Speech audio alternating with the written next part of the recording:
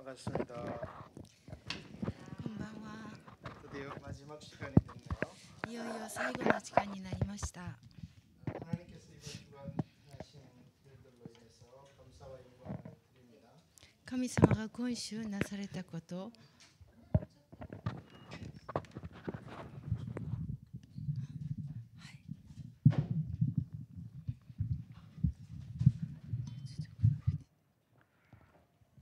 오늘 이 마지막 시간에도 주님께서 일하실 줄로 믿습니다. この最後の時間も主が働かれることを大いに期待しています。 네, 이번 주간에 우리는 거짓 신앙 체계에 대해서 살펴봤습니다. 今週私たちは偽り信仰体系に関して学んでみました。 일본에서는 거짓 신앙 체계를 이단이나 그런 신앙이 이렇게 이단 같은 것을 칭할 때 거짓 신앙 체계라 한다고 들었습니다. 日本では偽り信仰体系っていう言葉を聞くと異端やカルトを思い出すっていう話を聞きました。 그러나 십자가 복음은 좀 이해가 다릅니다. 十字架の福音はその理解が異なります。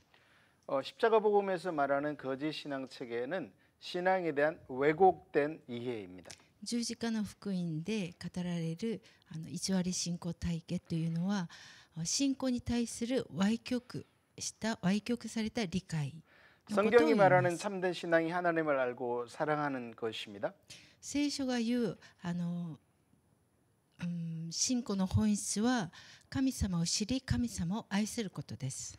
그런데 거기에 대한 왜곡된 이해가 등장하는 게 바로 거짓 신앙 체계다라는 겁니다. 偽り信仰体系は誠の信仰と異なって信仰に対する歪曲された理解のことです。 한편으로 우리의 성경이 말하는 우리의 참된 신앙은 하나님 중심적인 삶입니다. 聖書が語る誠の信仰というのは神中心の生き方です。 하나님 중심적인 삶에는 세 가지 특징이 있다고 말씀드렸죠. 神中心の生き方には3つの要素があります。 하나님의 자원으로 하나님이 목적된 삶으로 하나님의 방법으로 행한다라는 것입니다. 神の資源を持って神の目的のために神の方法で生きることです。 그러나 아담이 타락한 것처럼 저와 여러분도 타락하면 이 하나님 중심적인 삶에서부터 자기 중심적인 삶으로 전락하게 됩니다. アダムが堕落したように私たちも堕落してしまうと信仰が堕落してしまうと神中心の生き方から自己中心の生き方に陥ってしまいます。 자기 중심적인 삶에도 세 가지 특징이 있는데요. 자기 자원, 자기 목적, 자기 방법으로 살게 됩니다. 自己中心の生き方においても3つの要素がありまして自分の資源を持って自分の目的のために自分の方法で世の方法で生きることです。 그리고 이 자기 중심적인 삶으로부터 등장하는 것이 바로 거짓 신앙 체계입니다. この自己重視の生き方から出てくるのが偽り信仰体系です。 자기 중심적인 삶의 첫 번째 특징이 자기 자원이라고 했죠. 偽り信仰体系の最初の要素が自分の資源と言いました。 이 자기 자원의 삶으로부터 등장하는 거짓 신앙이 바로 이 율법주의입니다. 自分の資源で生きようとすることから出てくるのが律法主義です。 즉 우리의 신앙은 예수 그리스도의 자원을 의지하여 하나님께 나아갈 수 있음에도 불구하고 이 율법주의 거짓 신앙에 빠진 사람은 예수님 대신에 자기의 종교적 행실이나 그 모습을 의지하게 되는 자기의에 빠지게 되는 것이죠. で自分の資源ではなくてイエス様をより頼みイエス様に頼って生きることが誠の信仰なんですけれども自分の資源でその通りに生きようとすることから律法主義が生まれるのです。 그 대표적인 사람을 우리가 누가복음 18장에 성전에서 기도하는 바리새인의 모습에서 살펴봤죠. その代表的な例がルカの福音書に出てるんですけれどもパリサイ人の生き方です。 그 누가복음 18장에 등장하는 바리새인은 행동을 아주 잘했습니다. そのパリサイ人の行いは良かったのです。 문제는 그 옳은 행동이 문제가 아니라는 것입니다.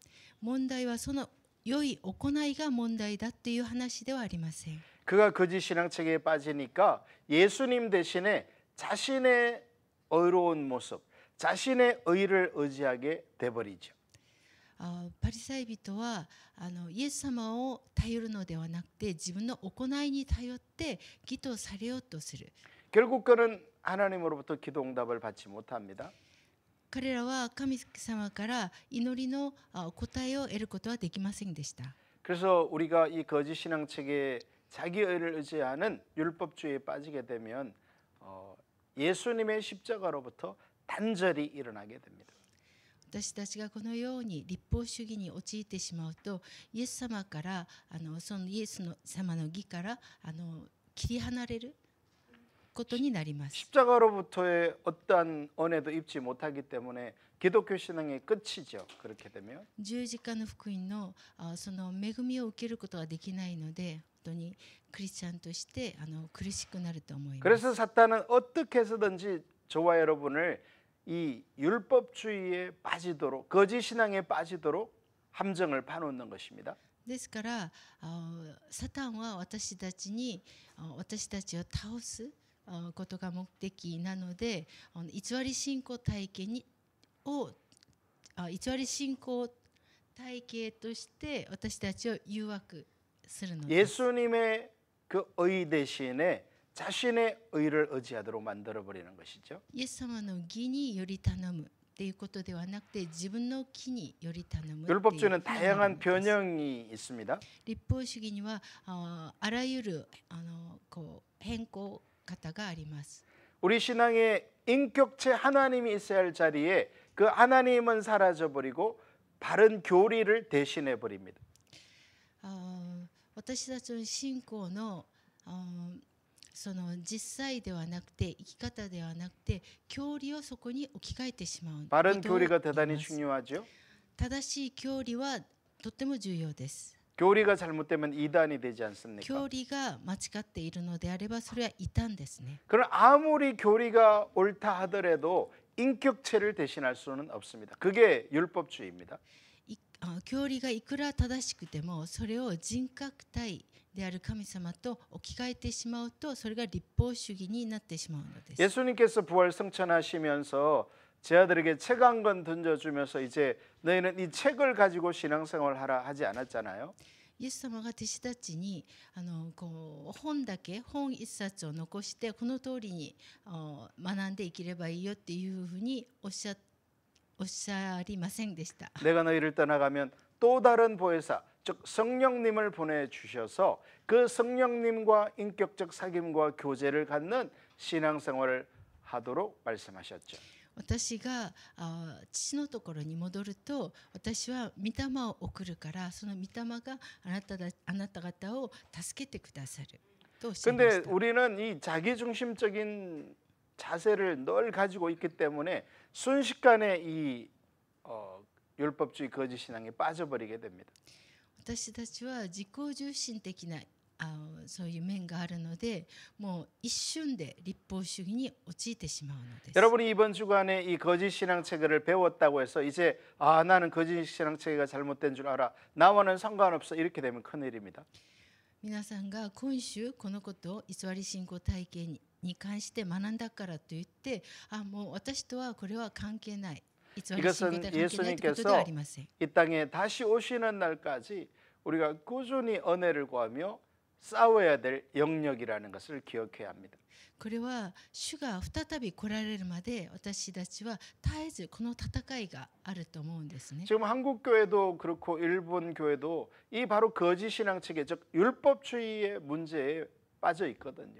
韓国の教会だけではなくて、日本の教会もこの立法主義の信仰に陥ってしまっているのは事実だと思います。 우리가 인격체 하나님을 깊이 알고 그분이 교회 가운데 역사하신다면 교회가 뭐가 문제겠어요?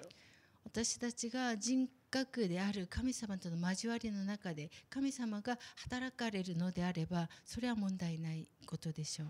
근데 지금 하나님의 역사가 철저하게 걷어진 시대에 우리가 살고 있지 않아요? しかし今の時代、神様のその御業が本当に取り去られている時代ではないでしょうか。 이것은 우리가 기도를 덜해서도 아니고 헌신을 덜해서도 아니고 이 신앙에 대한 잘못된 이해에 빠져 있다라는 것입니다.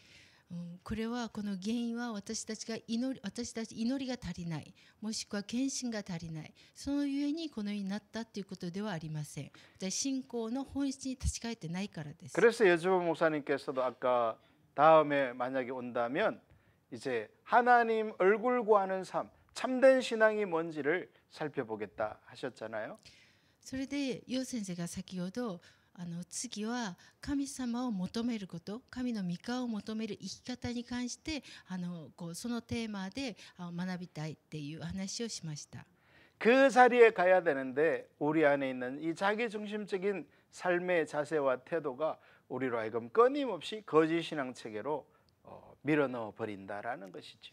しかし私たちは本当に自己中心的な生き方のままいるので、私たちをその偽り信仰体験に私たちが陥ってしまう危険性はいつもあります。 어젯밤과 오늘 오후에 걸쳐서 살펴본 거짓 신앙 체계의 두 번째 영역은 바로 이 기복 신앙이죠.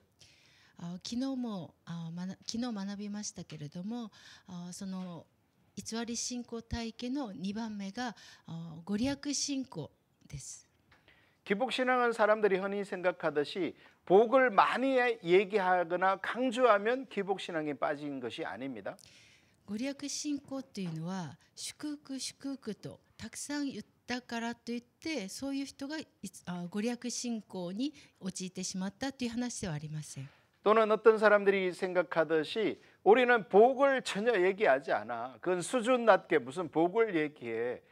이런다고 해서 기복 신앙에 면제된 것도 아닙니다. 私たちあるいは私たちはそのレベル低いそういう感じがするので祝福祝福あえて言わないだからといってそういう人たちがご利益信仰体験に陥ってないっていう話でもありません。 왜냐하면 이 기복 신앙의 핵심은 누가 주인이냐, 누가 목적이냐의 문제이기 때문에 그렇습니다.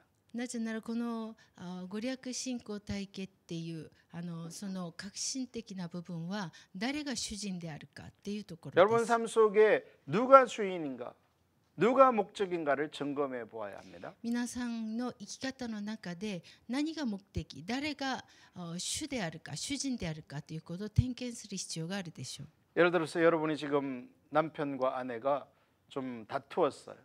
서로 쳐다보기도 싫어요. 例えばの話なんですけれども、主人と奥さんが喧嘩をしました。それでも顔も見たくない状態です。 그러면 여러분의 마음속의 감정이 뭐라고 여러분에게 속삭이죠? その場合、皆さんの心からどんな声が聞こえるでしょうか。 그래, 저 인간은 원래 저래.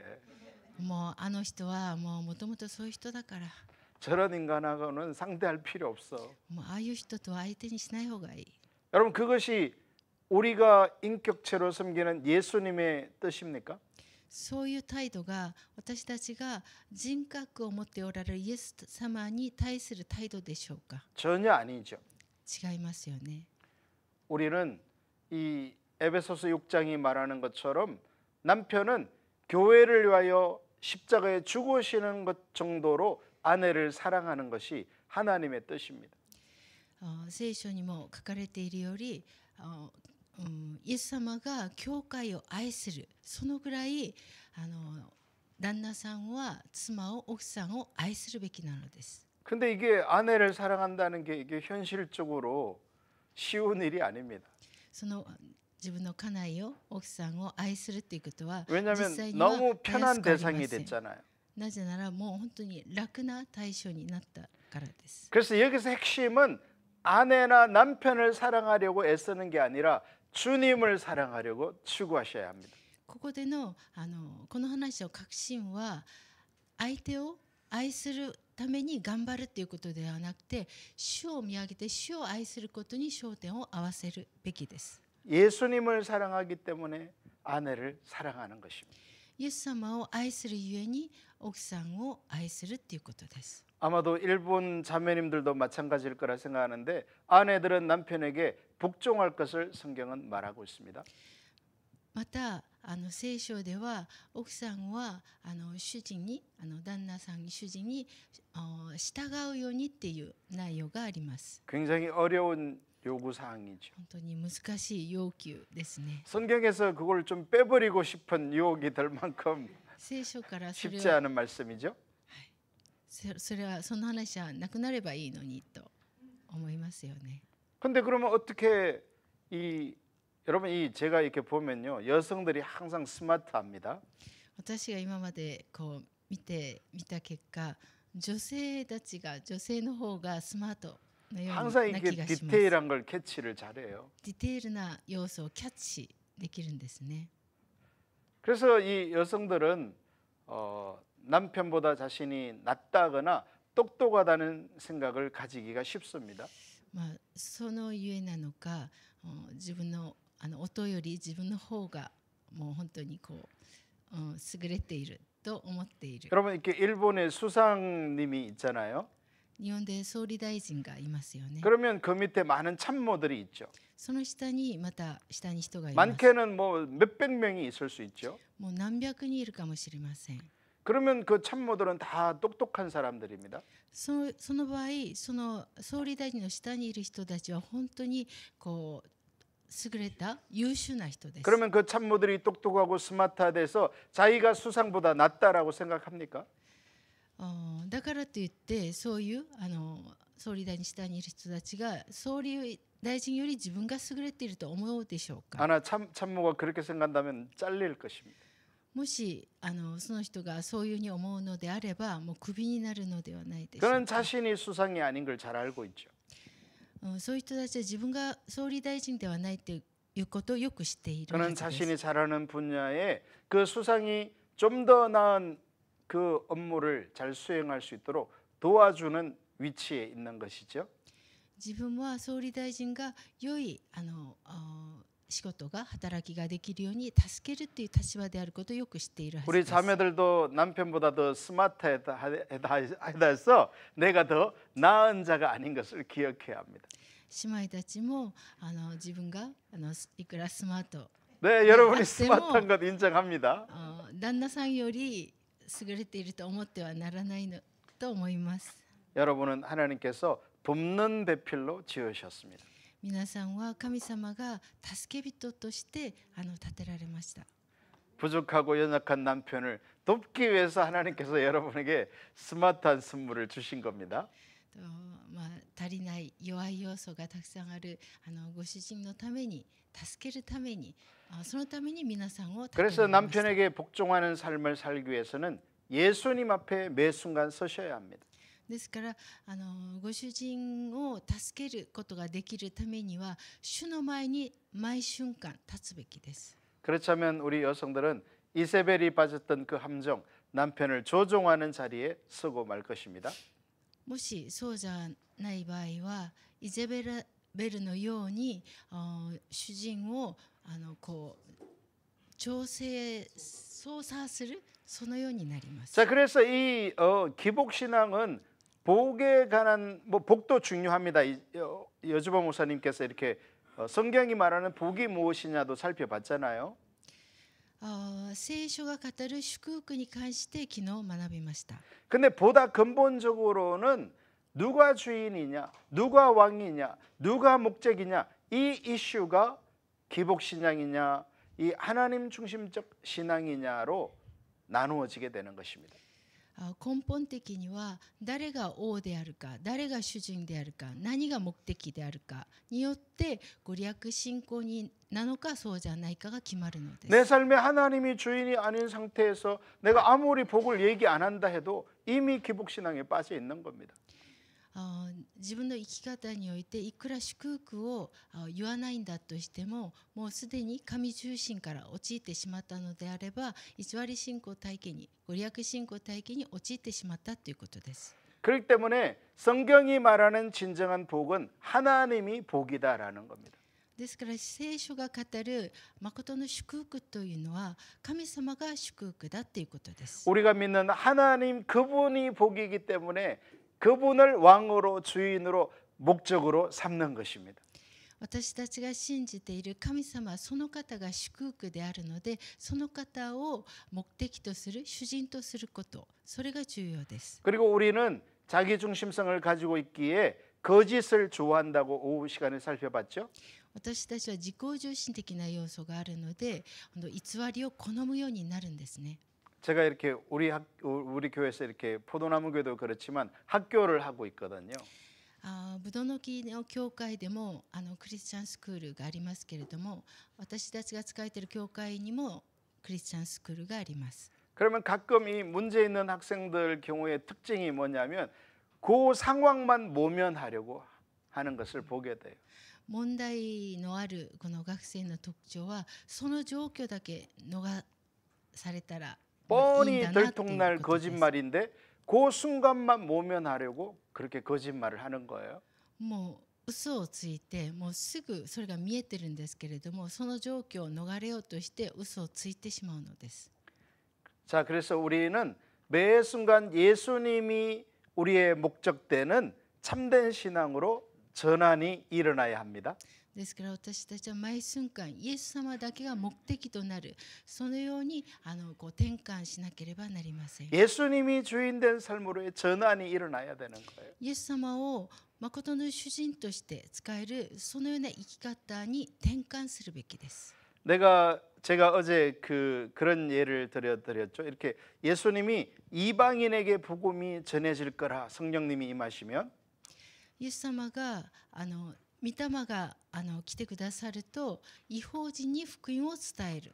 그러면 실제 삶에서는 지금 다 믿는 사람들이 유대인인데 어떻게 이방인에게 복음이 전해지냐는 거예요.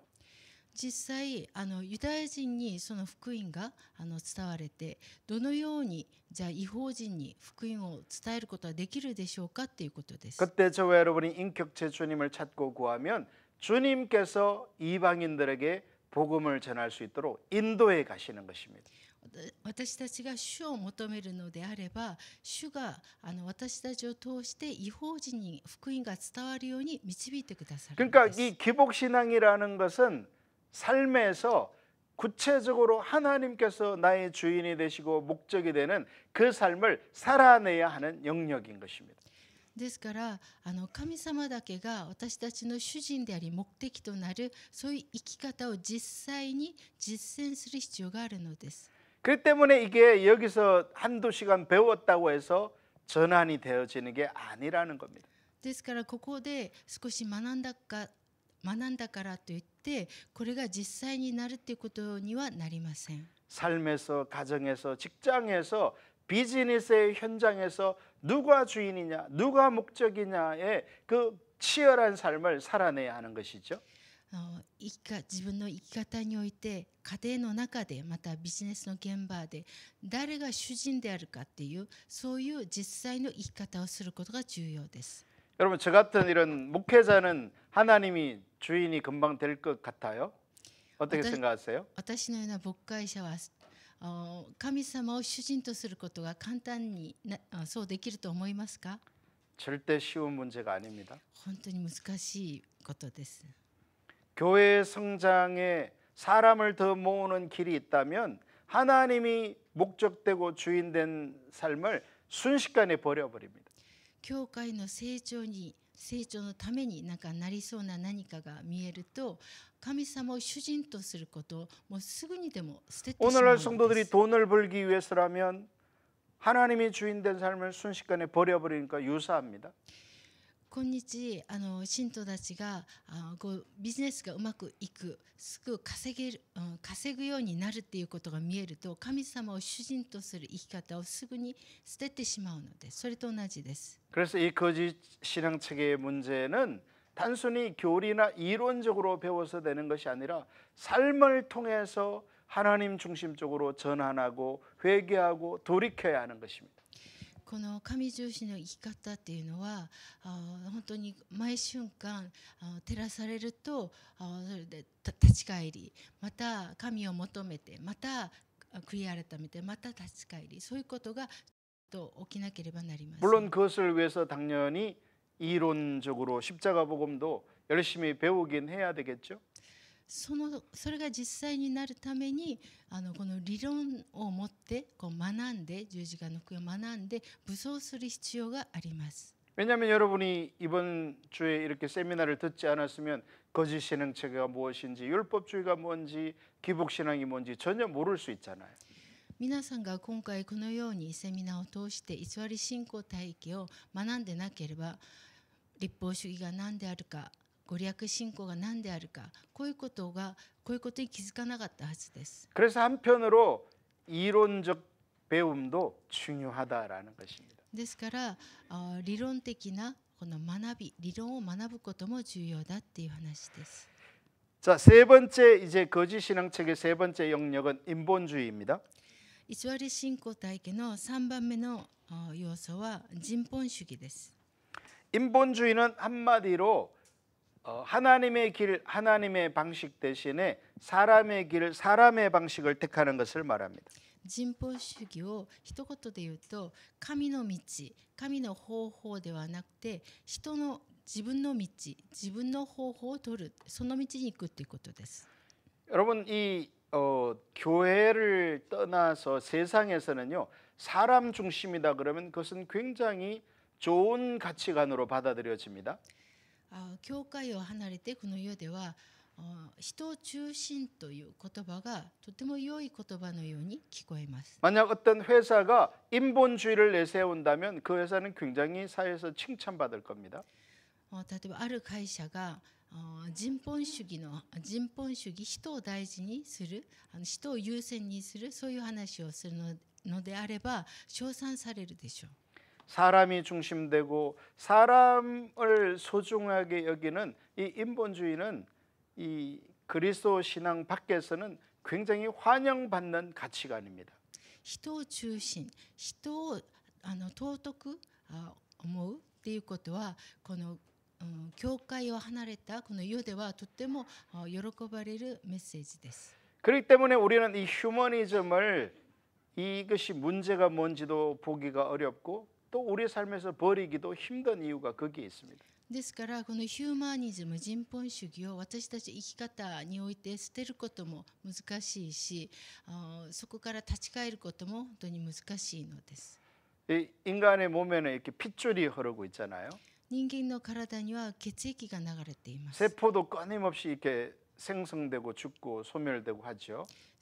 細胞も新しくこう入れ替えたりしますよね。 그 정도로 이렇게 인본주의도 나와 함께 하는 것이 이 인본주의라고 생각할 수 있습니다. そのように私たちと常にこう共にいて私たちを誘惑するっていうか陥ってしまう 하나님 중심을 떠나 자기 중심적인 사람이 사는 방식이 그 방식 전체가 인본주의입니다. 神中心ではなくて人間中心になってしまう全体が人本主義です。 그러니까 여러분들이 내 삶 자체가 인본주의인 게 이게 보여져야 합니다. ですから皆さんが生きるその生き方全体が全部が人本主義であること、それを気づくことが必要です。 왜냐하면 우리는 하나님의 길 아니면 나의 길을 따라 살게 돼 있거든요. なぜなら私たちは神の道じゃなければ自分の道に歩むのが簡単だからです。 여러분이 좀 더 이해하기 쉽도록 제 예를 한번 들어보겠습니다. 理解のために私の例を話します。 제가 29년 전에 교회를 개척했습니다.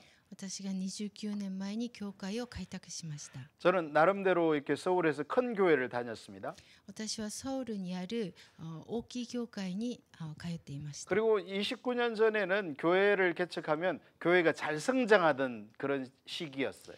29年前は韓国では教会を開拓するともう成長が早い、そのような時代でした。 그때 당시에 이 한국에 베스트셀러가 있었는데 나는 개척 1년 만에 1000명이 모였다 이런 책이었어요. その当時ベストセーラーになった本があるんですけれども、開拓1年後1000人の信徒が集まったっていう本です。 그래서 저는 제가 그때 개척하면서 1000명이 그냥 그렇게 모이는 줄 알았어요. ですから私はもう開拓すれば1000人すぐ集まるだろうっていうふうに信じてました。 그리고 저는 뭐 1000명까지는 아니래도 100명은 1년 만에 모이는 것이라고 이렇게 굉장히 어떻게 보면 낙관적인 아니면 어리석은 생각을 가지고 있었어요. 1000人までいかなくても、100人は簡単でしょっていうふうに思っていました。 근데 3년이 지났는데도 청중은 제 아내뿐인 거예요. しかし開拓して3年経ったのにもかかわらず、信徒は私の妻一人です。 물론 1년이 지나고 큰딸이 태어났고요. もちろん1年後に最初娘が生まれました。 2년이 지나고 작은 딸이 태어났죠. 2年後に2番目の娘が生まれました。 결혼하고 개척했으니까요. 結婚してすぐ開拓したので、 근데 제가 생각하고 그 당시 이 기독교에 있었던 1년에 1000명 혹은 100명 이런 일들이 저와 완전 거리가 먼 거예요. で私が最初思ったその1年後に1000人100人そういう話とは全く実際は違いました。 하나님은 저와 여러분을 정신 차리도록 하기 위해서 콘으로 집어넣습니다. 神様は私たちにしっかりするようにコーナーに追い詰めるようなそういうことがあるでしょう。 하나님의 주특기는요, 인간을 다루시고 빚으신다는 거예요. 神様がよく私たちを練ってくださるんですね。 이 하나님의 다루심의 손길을 피할 자는 아무도 없어요. 神様のその取り扱いから逃れる人は誰一人いないと思います。 하나님은 저에게 개척하면 1000명이 모일 거라는 당근을 주시고는 채찍질로 저를 이끄셨어요. 神様は開拓すれば1000人すぐ集まるっていう人参を与え、実際その開拓したら鞭で打つような 여러분이 결혼하면 행복할 거라는 당근을 보고 결혼했지만 채찍이 기다리고 있잖아요. 皆さんは結婚すれば幸せになるだろうという人参を与えて、実際結婚してみたら鞭が待っていたっていう。 이 남편과 아내로 충분히 다루어지지 않는 사람에게 하나님이 쓰시는 방법이 있어요. その夫婦で取り扱いを受けない人には神様はまた次は 자녀를 가지고 다루세요. その子供を持って用いて取り扱いをして 이 くださる 자녀를 のです。 가지고 다루면 부모들은 꼼짝 못해요. この子供を通して取り扱いを受けると本当に親は苦しいです。 여러분이 자녀 때문에 죽을 맛인 이유가 거기 있어요. 皆さんが子供のゆえに本当にもう苦しいっていうその理由はそこにあります。 아, 난 자녀 때문에 죽을 만하지 않아요 하는 분은 다음 편을 기대하세요. もう子供は別に問題ないと思う人は次のステージが待ってます。 하나님께는 길이 많아요. 神様にはいろんな方法を通して 재정으로 다루실 수도 も 있고요. うそれはお金の問題で 건강으로 다루실 수도 健 있어요. 康の問題で 하나님은 저와 여러분을 빚어 가셔서 하나님의 사람으로 만드시기 위해서 우리를 빚으시는 거예요. 神様が私たちを取り扱ってくださるその目的は神の人として立たせるためです。 그래서 하나님의 그런 개입을 기뻐하고 감사하시기를 축복해요. ですから神様がそのように自分の人生で介入するのであればそれを喜ぶことを祝福したい。祝福 물론 いたし 별로 ます。 기뻐 보이지는 않을 거예요. もちろんそれが嬉しいっていうことにはならないと思いますけれども、 여러분이 빚어지기를 거부하면 하나님은 다음 방법이 있다는 걸 꼭 기억하세요. 皆さんがその神の手で取り扱いを受けて寝ることを拒むのであれば次のステージが待っているということです。 그래서 이 고비만 넘긴다고 될 게 아니에요. ですからその瞬間だけ逃れるっていうことそういうことを求めてはならないと思います。 반드시 하나님 중심적으로 전환이 일어나야 돼요. ですからその神様の目的は神中心の生き方への転換それが目的なのでそれが大事です。 여러분 지금 일본 교회의 문제의 핵심은 하나님 중심적이지 않다는 거예요. この日本の教会のその問題の核心は神中心ではないということです。 왜냐하면 우리가 하나님 중심적이 되면 성경에서 역사하신 그 살아계신 하나님이 우리의 삶 속에 그대로 역사하실 것이기 때문에 그래요. なぜなら実際に神様が皆さんが神中心の生き方をしているのであれば聖書が語る神様のその御見業が実際に起きるはずです。 그래서 우리가 이 하나님 중심적인 삶으로 전환하느냐 못하느냐는 교회의 생사를 가르는 일이에요. ですから皆さんと教会が神中心になることはもう教会が生きるか皆さんが生きるか教会が死ぬか皆さんが死ぬかでそのような問題です。 이렇게 중요한데도 또 목회자들에게 이만큼 관심 없는 분야는 또 없어요. このようにとっても重要な問題なのに内容なのに今日の牧会者たちはこれに関心がないのです。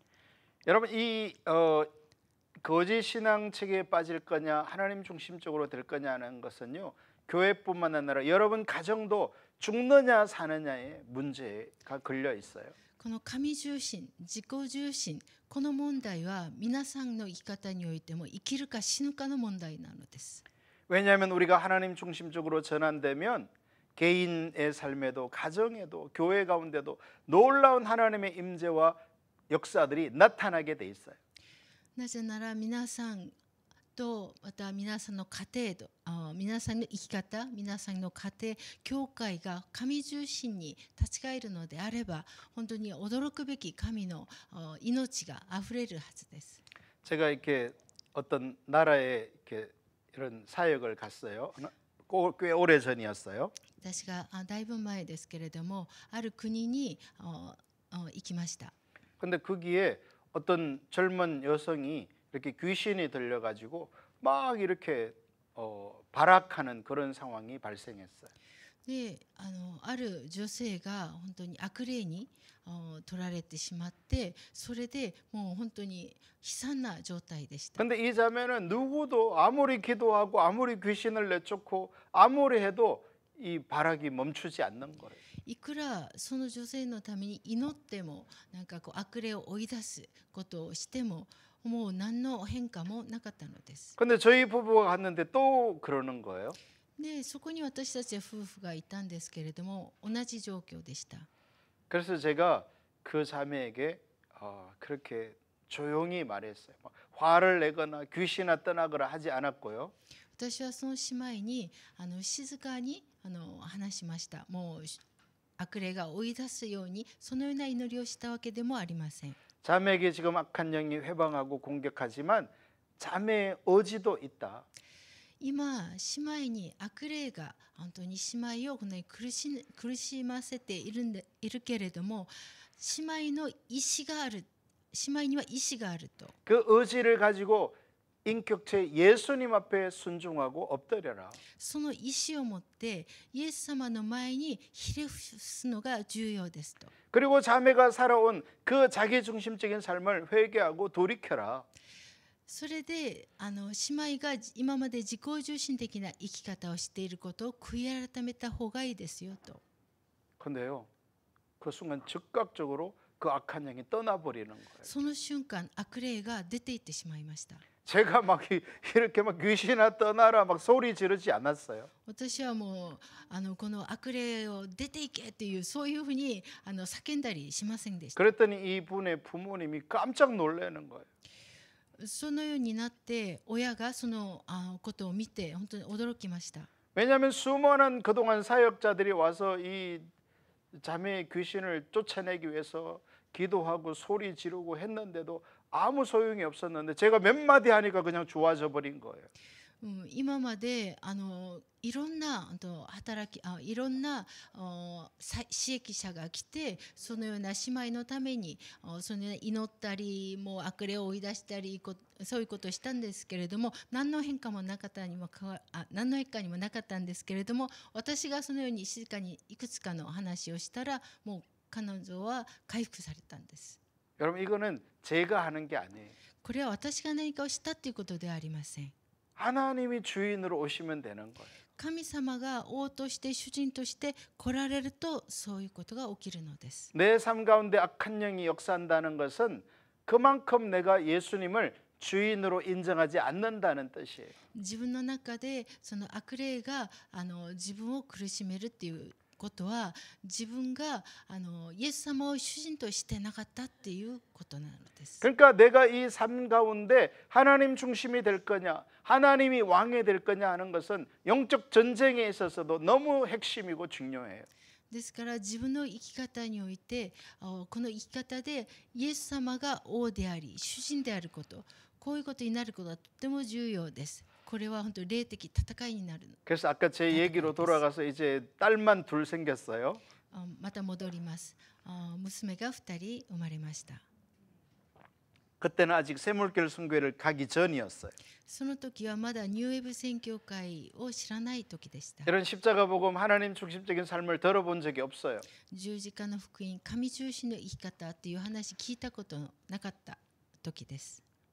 제가 목회자니까 고민하겠죠. 당연히 개척했는데 3년이 됐는데도 성도가 없으니까요. 私は牧会者として開拓して3年も経ったのにもかかわらず信徒が家族以外はいないということで私はすごく悩みました。 그 이스라엘 백성들이 이 블레셋과 1차전에 져서 4천 명이 죽으니까 뭘 가져오기로 했다고 했죠? イスラエルの民がエリの時代ペリシテと戦って 법궤를 負けた時 가져오기로 に 했잖아요. その次 어제 설명도 の 했는데 方法は取った方法は契約の箱を持っていったんですね。 제가 개척하고 목회가 힘들고 어려우니까 이 신앙의 본질 인격체 하나님께로 돌아가야 되는데 저는 그걸 알지 못했어요. 私は人格を持っておられる神様に立ち返るべきだったんですけれども、その当時はそれを知りませんでした。 제가 내린 결론은 무엇이었느냐? それで私が出した結論は 우리 교회가 너무 이렇게 지하실에 있기 때문에 문제다. 教会が地下室にあったからそれが問題だ。 사람들이 이렇게 다니지 않는 너무 외진 곳에 있는 게 문제다. 人々があんまり通ってないそういうところにいるから教会があるからそれが問題だ。 그래서 교회를 사람들이 많이 다니는 사거리로 가야 되겠다. だから人々がたくさん通っているその交差路のところに十字路にそこに教会を移すべきだ。 그럼 근데 왜 사람들이 사거리 코너 땅으로 왜 안 가죠? 교회가 왜 글로 안 가요? 皆さん教会はどうしてそういう十字路そういうコーナーのそういうところに移さない 돈이 없기 때문이죠. もうお金がかかるからですね。저도 その 돈이 高い 없었어요. から私もその時余裕がありませんでした。 근데 제가 잘못된 결론을 내려야 했기 때문에 어떻게든지 그 문제를 해결하고 싶었어요. 私はこの問題を解決したかったので 그래서 제가 근처에 있는 부동산을 찾아갔고요. それで近くにあるその不動産に行きました。 사거리 코너 땅에 땅이 없느냐 했더니 그분이 있다는 거예요. その 땅이 十 왜 字路の 없겠어요? ところになんか出たその場所が物件があるか聞いたらあると。 그래서 그게 다른 것보다 비싸다는 거예요. しかしこれ結構お金かかりますよと。 근데 저는 계약을 했어요. しかし私は契約してしまいました。 돈이 없죠. お金ありません。 그래서 카드론을 빚을 해서 계약을 한 거예요. カードローンで本当にその契約をしてしまいました。 개척교회 성도도 아무도 없었기 때문에 저는 돈이 하나도 없었어요. 開 정말. 拓して信徒一人も家族以外いなかったので本当に 근데 お 그 金ありません 위험한 でした。 카드론으로 계약을 한 거예요. なのにそういう状況 350만 원. なのにカードローンでその当時350万ウォンだったんですけれどもそれで契約をしてしまいました。 그러니까 이 인본주의 빠지니까 분별력이 사라지니까 이게 자기가 죽을 길을 가는지도 모르는 거예요. 本当に人本主義に陥ってしまったので本当に識別力を失ってしまった。故に 계약을 했으니까 이제 어떻게 해야 되죠?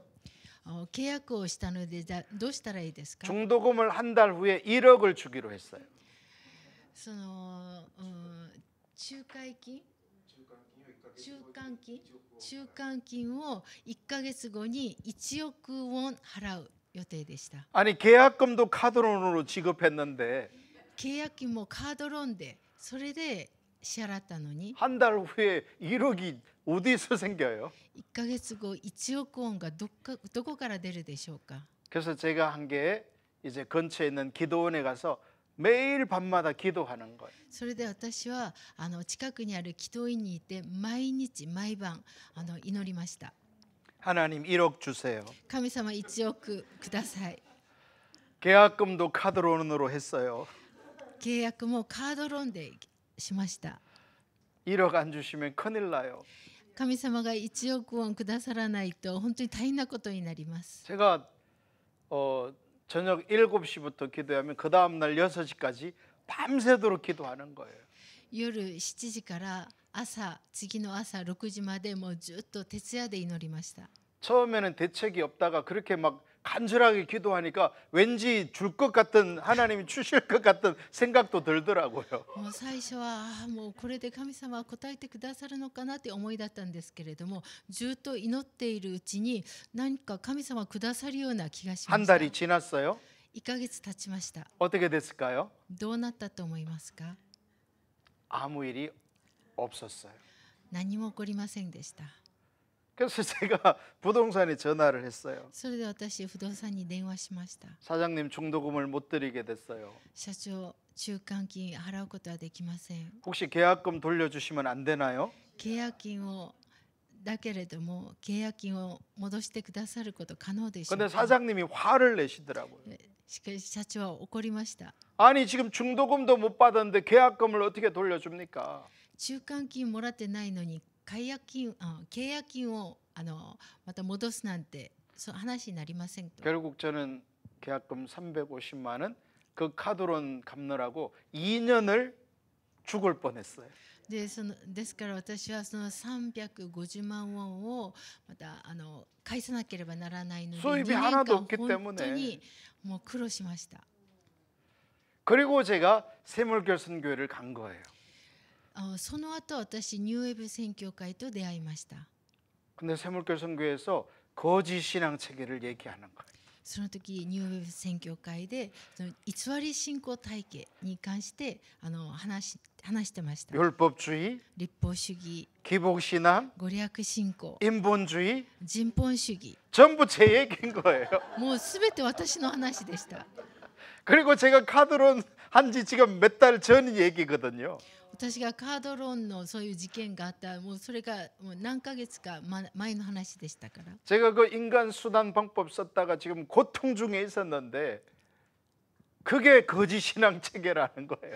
私がその人間重視のその方法を取ったのでそれで苦労してたのにもうその偽り信仰体系に陥っていたということが分かりました。 너무 가슴에 와닿더라고요. 本当にその言葉がメッセージがすごく胸に響きました。 여러분 저는 그냥 제 얘기를 한 거예요. 私の今私の話です。 여러분이 여러분 안에 가득한 이 거짓 신앙 체계가 보여져야 돼요. 皆さんの中にあるその偽り信仰体系が見えるように祝福いたします。 아니 저 인본주의를 쓴 목사님이 와서 강의를 하다니 말이 되느냐? その人本主義に陥ってしまった牧師が来て講義をするなんて 그러면 여러분에게 아무 유익이 없어요. そういうふうに思うのであれば皆さんに何の益にもなりません。 여러분이 생각하고 皆さんが考えて 말하고 話して 행동하고 行動して 그 하나하나가 인본주의가 가득한 것을 깨달으셔야 돼요. その一つ一つに人本主義的なことが多いっていうことに気づくことを願います。 요즘은 여주보 목사님께서 그런 말씀을 잘 안 하시는데 예전에는 그 사람이 하는 말 한마디만 보면 그 사람 신앙을 안다 이렇게 말씀하셨어요. ユウ先生はよく人の話で一言を聞けばその人の信仰が分かるということをよく言いました。 그래가지고 사람들이 여 목사님 근처에 안 가려고 하는 거예요. でみんなユウ先生の近くに行かないようにしようとしてました。 왜냐하면 한마디만 하면 다 안다니까. 一言でもう分かるとおっしゃるから。 사실 그렇죠. 実際そうですね。 생각 하나만 봐도 何を考えてるかを 말하는 거 한마디만 봐도 何を話してるか 행동하는 거 하나만 봐도 行動の一つを見ても 얼마나 거짓 신앙 체계에 쩔어 있는지 몰라요. どれほど偽り信仰体系にもう落ちているのかがわかるのです。 그러면서 말은 다 하나님이라고 얘기해요. しかしそのように生きながらも口では神様がそのようにした 말은 っていうふう 전부 に言います。 예수님이에요. もう口ではイエス様イエス様と言います。 말은 누구보다 믿음이 좋아요. もう口では口で言う言葉では本当に信仰が良いように見えます。 제가 그랬으니까요. 私がそうでしたから。 카드로. カードロンのことを그 이후에도 뭐 수도 없이 많아요. その後もそのような話たくさんあります。 제가 이렇게 사실 저는 이렇게 너무 감사한 게 개척하면서 이렇게 사람에게 도와달라고 하지를 않았어요. 本当に感謝なことですけれども、私は開拓するときに誰一人にも助けを求めたことはありません。 제가 9형제의 막내예요. で9人兄弟の私末っ子です。 제 아내가 8형제의 막내예요. 私の家内は8人兄弟の末っ子です。 그러면 형제 한 명당 10만 원씩만 지원받아도 うん、 먹고 살 수 있잖아요. ね、その兄弟一人一人が10万ウォンぐらいでも助けてくださるのであれば、生活はできるでしょう。 근데 우리는 일체 그런 걸 부탁하지 않았어요. しかし私たちは一切そういう助けを求めませんでした。 제가 지난주 가족 수련회 했다고 했잖아요. 私が先週家族収容会を行ったと言いました。 우리 두 딸이 그런 얘기를 하더라고요. 2人の娘がこのことを言いました。 아니 엄마 아빠 아무리 우리가 가난해도 그렇게 가난할 수 있어? お父さんお母さん、私たちが貧しくてもここまで貧しいっていうことはちょっと理解できない。 우리가 어렸을 때 그 과자 한 봉지를 마음대로 산 적이 없어. もうお菓子一袋を買うこともできませんでした。 근데 지금 커서 이렇게 보니까 등대교에 가난한 성도들이 있는데 今大きくなって今の東大業界の本当にそこに貧しい信徒がいるんですけれども、 그들이 뭐 과자를 못 산다든지 햄버거를 못 사 먹는다든지 여행을 못 가든지 그런 일이 없더라는 거예요. 彼らを見るといくら貧しくてももう食べたいお菓子を買ったり、それでハンバーグを買って食べたり、旅行も行ったりするんじゃないの？ 아무리 가난해도 그런 건 자유롭게 하는 걸 다 봤는데 いくら貧しくてもそのようにこのような生き方生活はそんなに難しくない、普通の生活だと思うんだけれども、 아니 근데 우리가 어렸을 때 왜 과자 한번 마음대로 못 사 먹고 しかし私たちが幼い頃はどうしてお菓子一袋買うことが 꼬마나 できなかった 마음대로 の？ 못 사고 でガムを一つ買うこともできなかったし、 뭐 그런 어릴 때 얘기를 하는 거예요. その幼い時の話を知ってました。 그래서 저희가 막 사과를 했죠. 미안하다. それで私は本当にごめんねと言いました。 근데 한편으로 그 자녀들에게 어려움을 줘서 진짜 미안하긴 한데요. 私が本当に娘たちに苦しい状況をそのままその中にそのままにしておいたっていうことは本当に申し訳ないっていう思いもありますけれども、 가족들에게 형제들에게 친척들에게 손을 벌리지 않았다는 거예요. しかし私たちはそういう状況の中でも兄弟たちに助けを求めなかったっていうことが良かった感謝なことだと思っています。 근데 문제는 조그만한 어려움만 생기면 하나님이 떠오르는 게 아니라 사람이 생각나는 거예요. 本当に問題だと思うのは、なんか苦しみがあるときに神様を思い出すのではなくて、誰か人に助けてもらえないかということが思い出すことが苦しいことです。 삶이 이렇게 어렵다 보니까 하나님이 도우시고 하나님이 책임지시고 하나님 역사하신다는 것 이론적으로 너무 잘 알아요.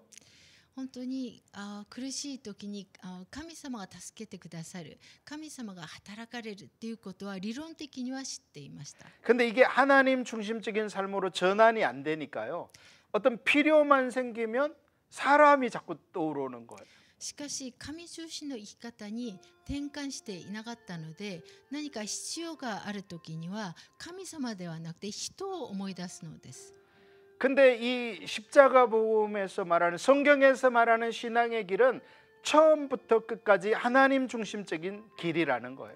しかし聖書は最初から最後まで神中心の生き方が神様が望まれる生き方だということです。 그게 목회를 하는 거든 비즈니스를 하는 거든 가정 생활을 하는 거든 철저하게 하나님 중심적인 삶 길을 걸어가야 한다는 거예요. 牧会ビジネス家庭の中でも徹底的に神中心のその生き方道を歩むことが重要なポイントです。 그러니까 이게 너무 문제가 심각한 거예요, 이게. 本当に問題は深刻ですよね。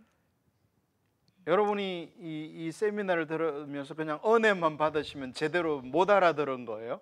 皆さんがセミナーの中で恵まれたっていう程度であるならば気づかなかったっていうことになるでしょう。 내가 너무 심각하구나. これは私のことだっていうことが照らさ 우리 れない。 교회가 너무 심각하구나.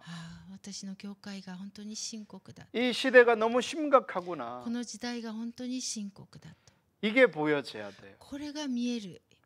그래서 도저히 답이 안 보이고 도대체 이거 어떻게 해야 되느냐. それで本当に答えが見えない。どうしたらいいのか。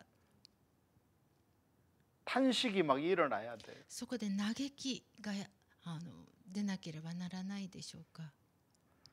제가 이렇게 가졌던 고민은 제 삶이 인본주의인 거는 이제 알겠어요.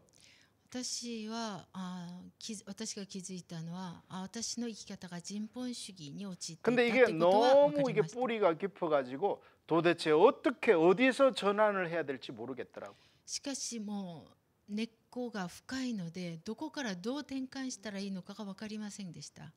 뭐 한두 개라면 그냥 고치고 버리겠는데 一つ二つであるならばそれを立たすことができるん 이 ですけれども 존재 자체가 인본주의인 거예요. この存在自体がもう人本主義 생각하는 모든 게 다 인본주의인 も 거예요. う考えてるすべてが人本主義 말하는 모든 말들이 전부 인본주의인 거예요. もう語る話すすべてが人本主義 그러니까 여주봉 목사님 앞에 가서 말을 안 하려 그래. それで私は陽先生 제가 の前で 침묵하잖아요. 何も言わないようにしています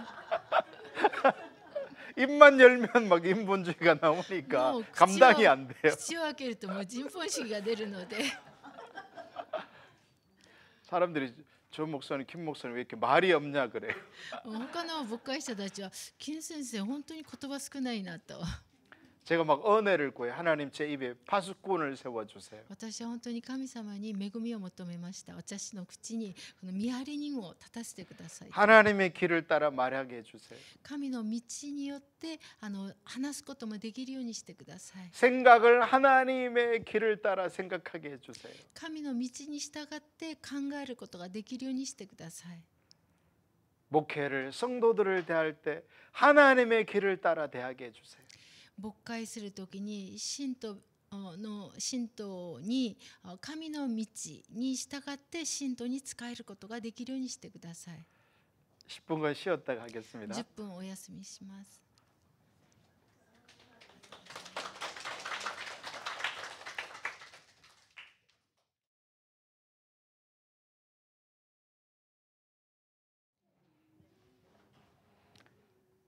혹시 여러분에게 있는 그 인본주의가 혹시 좀 보여지나요?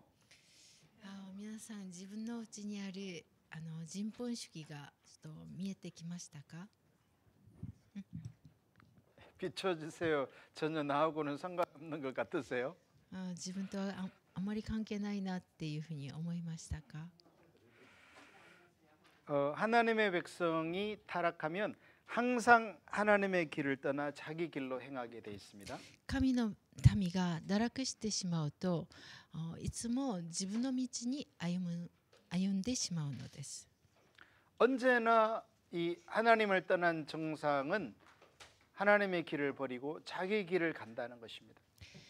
神から離れたっていうことが明らかになるのは自分の道に歩むっていうことです。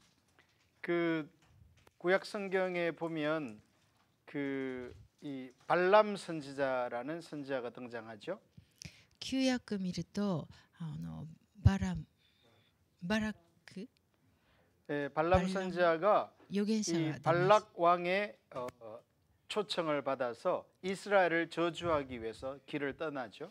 その預言者がバラクの王から王に招かれてそちらに行きます。 그런데 하나님 중심적인 삶에서는 그는 그 길을 가면 안 됩니다. 하나님 가지 말라고 하셨어요.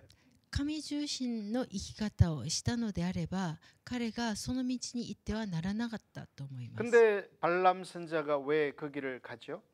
しかしその預言者がバラム預言者がどうしてその道に行ったでしょうか。 이유는 발락 왕이 많은 검은 보화를 약속하기 때문입니다. その理由はバラク王がたくさんの宝物を銀などそれを約束したからです。 그러니까 하나님의 백성들이 자기 길, 이 인본주의 길을 가는 이유는 그 중심 가운데 탐심이 있기 때문입니다.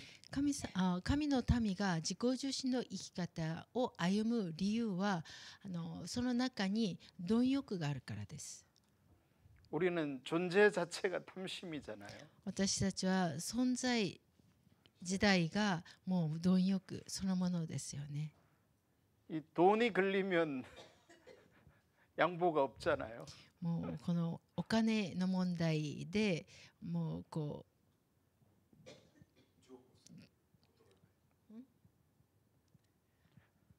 그래서 발람 선지자는 하나님이 기뻐하지 않는 자기 길을 가게 됩니다. ですからバラムは神様が行かないように神様から言われても自分の道に歩んだのです。 영적 분별력이 사라져 버리고요. 霊的識別力が閉ざされてしまいました。 심판의 길을 자초하게 되죠. で裁きを招くことになりました。 성경에서 이 인본주의 길을 간 가장 대표적인 사람이 아브라함입니다. 聖書でこの人本主義を歩んだ代表的な人物がアブラハムです。 창세기 16장을 보도록 하겠습니다. 創世記16章見たいと思います。 창세기 16장 創世記16章 1절과 2절을 읽겠습니다. 1節2節をお読みいたします。アブラハムの妻サライはアブラハムに子を産んでいなかった。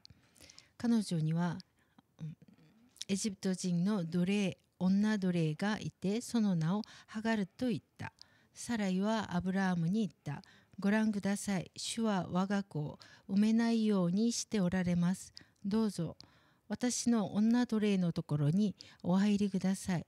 おそらく彼女によって私は子を得られるでしょう。アブラハムはサライの言うことを聞き入れた。 네. 여기 보니까 이 아브람과 아내 사라가 출산하지 못했다는 겁니다. ここを見るとアブラハムとハライが子供を産むことができなかったと言っています。 이 창세기 12장에 보면 아브람과 사라는 하나님의 인도를 받아 본토 친척 아비 집을 떠나죠. 創世記12章を見るとアブラハムとサライは、家族その親族の元から離れて故郷から離れます。 근데 그때 하나님이 약속을 주십니다. その時神様は約束してくださいました。 자녀를 줄 것이고 子孫を与えると 민족을 이루도록 해주겠다. 大きな一つの民族を神様がお作りになると 하나님으로부터 약속을 받았어요. その約束を受けました。 문제는 이 약속이 안 이루어진다는 겁니다. 問題はこの約束が成し遂げることができないよう成し遂げられないということが問題です。 여러분 하나님은 약속하시고 곧바로 이루시는 게 아니에요. 神様は約束を与えすぐにそれを成し遂げる 하나님이 너 아리마세. 하신 약속은 하나님의 때에 이루어집니다. 神様の約束は神の時に成し遂げられます。 하나님의 약속은 하나님의 시간에 이루어진다는 거예요. 神の約束は神のタイミングでそれが成就されるのです。 근데 문제는 우리의 시간과 하나님의 시간이 달라요. 問題は私たちの時間と神の時間はタイミングは異なります。 우리는 급하죠. 私たちはもう急いでます。 빨리 이루어졌으면 も 좋겠어요. うそれが早く成就されることを願っています。 옛 시인이 그렇게 시를 지었어요. ある詩人が 석양에 해는 진다. 너무 어려운가요? 저녁 노을에 저녁 시간에 이렇게 서산에 해가 지고 있다. 夕方にこの太陽が落ちる、沈んでいく。 가야 할 길은 아직도 멀다. もう行く道はまだ遠い。 근데 해가 떨어지고 있으니 시간이 없구나. しかし太陽が沈んでいくので時間があまりない。 아마 좀 연세가 드신 분은 제가 지금 하는 말을 잘 이해할 수 있을 거예요. ある人は、このことを理解できるでしょう。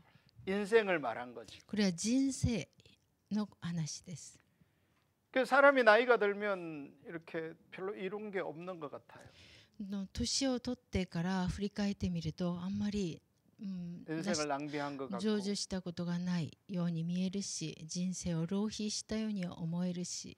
여러분 아브라함이 하나님으로부터 약속을 받을 때 나이가 75세였어요. アブラハムが神様から約束をもらったのが75歳でした。 아내 사라는 10살이 어렸고요. サライは10歳若かったの。 그런데 하나님의 약속이 주어졌는데 안 이루어지는 겁니다. しかし神様の約束を受けたにもかかわらずそれが成就される君が 하나님께서 약속 주시고 그 약속이 성취되지 않는 그 시간 사이에서 하나님은 우리를 다루시고 빚으십니다. 神様が私たちに約束をくださってまたそれを成就する間、その間は私たちに取り扱いのその働きをするっていう 하나님 期間で 중심적인 す。 삶으로 초청하시는 거예요. 神中心の生き方への招きです。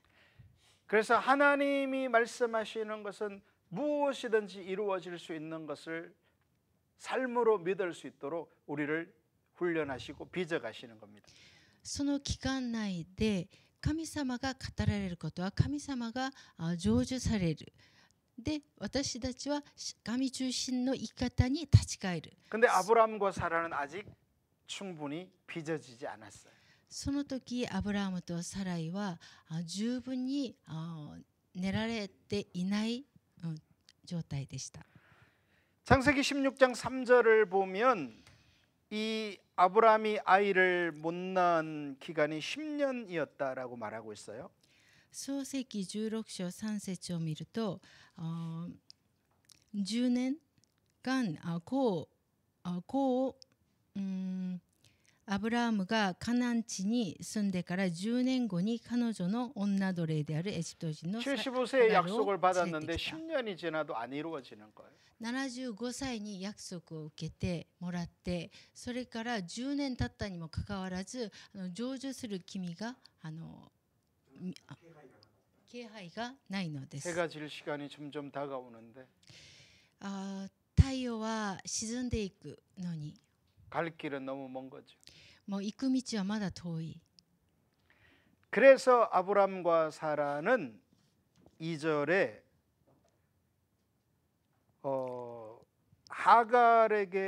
하갈을 취하여서 자녀를 얻기로 결정해요. それでアブラハムとサライはハガル、女奴隷のハガルを通して子供を産むことを考え 여러분 지금 이 창세기 16장이 무려 4,000년 전 이야기라는 걸 기억하십시오. これは4000年前の話ですね。 이 4,000년 전에는요, 내가 내 부인과 사이에 아이를 낳지 못하면 첩을 취하여 자녀를 낳는 게 일반적인 일이었어요.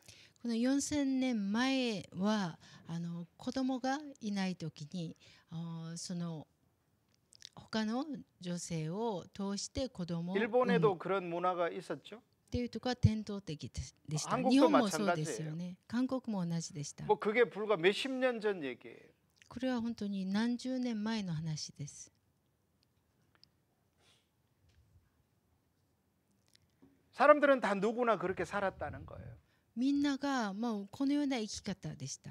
문제는 그것이 하나님의 뜻, 하나님의 길이 아니었다는 거예요. 問題はこれがこういう生き方は神の御心ではなかったっていうことです。 하나님은 아브람과 사라 사이에 자녀를 약속했지 아브람과 하갈 사이에 자녀를 약속하지 않으셨어요. 神様はアブラハムとハガルの間での子供を約束したわけで、ハガルじゃサライとの間で約束したわけで、ハガルとの間で約束したわけではないのです。 우리가 타락하면 하나님의 길을 버리고 자기 길, 자기 생각을 따라간다는 거예요. 私たちが堕落してしまうと、神の道から自分の道に歩むようになるということです。 여러분들이 경제적 필요가 생기면 어떤 생각이 떠오르죠? 皆さん、経済的な必要がある場合、何を思い出しますか？ 아, 또 하나님께서 채우시겠구나. また神様がこの必要を満たすでしょうと。 그러면서 끝까지 기다릴 수 있나요? ただそれだけで最後まで待つことできますか？ 아니면 내가 할 수 있는 모든 사람에게 다 연락해서 あるいは自分が知っているいろんな人にこの話をして、 아니면 내가 할 수 있는 모든 수단 방법을 다 동원해서 あるいは自分ができるいろんな方法手段を通して、 아브라함과 사라는 하갈이라는 인간의 길, 인간의 방법을 취한 거예요. アブラハムとサライは人間の方法を取りました。 말씀드린 것처럼 그거는 그 당시에는 큰 문제가 아니었어요. 오늘날과 달라요. 先ほど話したように、その当時それは蔓延している考え方、 문화적으로 충분히 이해될 수 있는 그런 상황이에요. 文化的に、それは理解できることでしょう。 문제는 하나님이 그렇게 말씀하지 않으셨다는 거예요. 問題は神様がそのことを語ったっていうことではないっていうことです。 이 인간의 길, 인간의 방법은요. 왜 사람들이 이 인본주의를 사용하냐면 열매가 즉각적으로 맺혀요. なぜ人々はこの人間的な方法を取るかというと、もうすぐ実がそれで現れるからです。 여러분 제가 카드론 해서 열매가 안 맺힌 게 얼마나 다행인지 몰라요. 本当カードロの実験思い出してください。そこでは実がありませんでしたね。 그렇게 해서 제가 그 땅을 사고 교회가 성장하고 했으면요. 저 샘물결 선교회 안 갔을지 몰라요. もしその時にその建物を借りることができて、買うことができて、それでそのままうまくいったならば、私はニューウェーブ選挙会に行かなかったと思います。 다행히 하나님의 은혜로 카드론을 통해서 죽도록 고생하게 하셨어요. 神様の恵みによってそのカードロンのことで私はもう死ぬほど2年間苦労しました。 여러분 인본주의를 쓰면 안 돼야 돼요. 人本主義を取った時にうまくいってはなりません。 근데 신기하게 인본주의 인간의 수단 방법을 사용하면 즉각적인 열매가 있다는 거예요. しかし人本主義を取った時にもうすぐにその結果を得ることができるということが問題だと思います。 하나님의 길을 가는데 열매가 있으면 얼마나 좋을까요? 神の道を行く時に、神の方法を取った時に実が現れるのであれば本当に良いでしょうが。 아브라함이 하나님부터 약속을 받았는데 10년이 지나도 열매가 맺히지 않아요. アブラハムは神様から約束を受けたにもかかわらず10年経った。しかし実は現れない。 지금 세월만 가는 게 아니죠. 時間がただ経つ 나이가 ってことではない 들어가잖아요. ですよね。もう年取っていきますよ 그리고 ね。 심지어는 아브라함의 아내 사라는 경수도 끊어져 버렸어요. もうそのサライはもう子を産むこともできない体の状態でした。 근데 이 4절을 보게 되면요. 아브라함과 하갈이 동침하였더니 하갈이 임신함에 그렇게 말하고 있어요. 4節見ると、アブラハムとハガルが本当に関係を持つことによって子を持つことになったっていうふうに。 하나님의 길이 아닌 인간의 길을 따라갔는데 즉각적으로 임신했다는 거예요. 神の道ではなく人間の道にいたのにすぐその結果が見えました。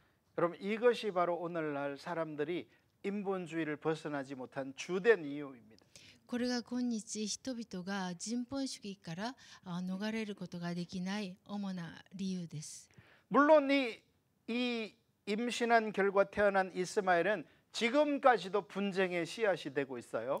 この人間の方法で生まれたそのイシュマエルは本当に今に至ってそのイスラエルとその中東とのその戦争その 여러분 이 種 인본주의의 になりまし 열매는 た。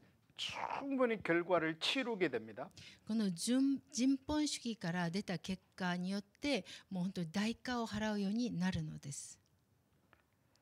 그래서 이 창세기 16장의 이 사건을 갈라디아서 4장은 이렇게 말하고 있어요. これをこの話をガラテヤ書4章で 갈라디아서 4장 ガラテヤ書4章 24절 24節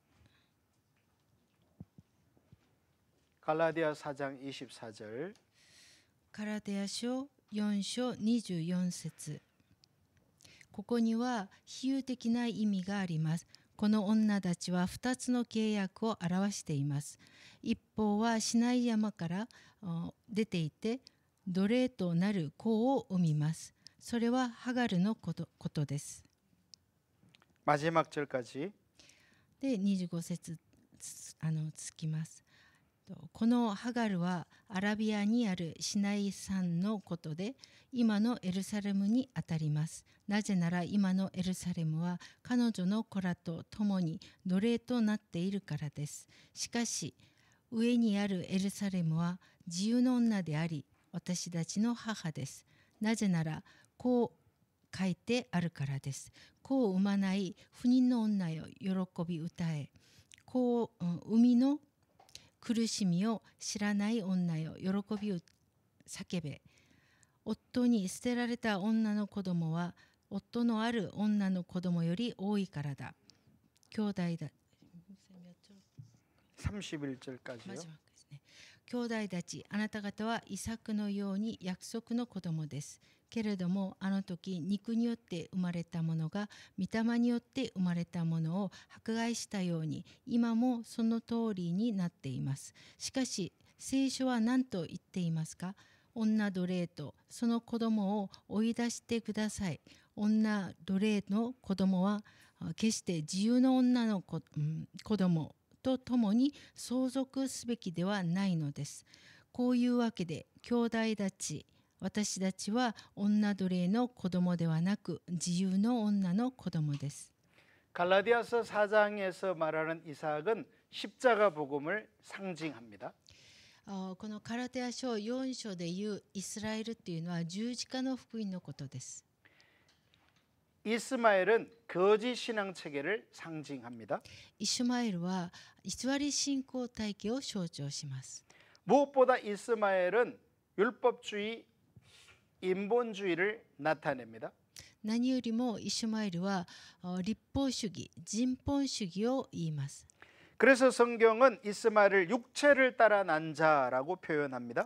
それで聖書はイシュマエルを肉によって生まれた子だっていう表現をしています。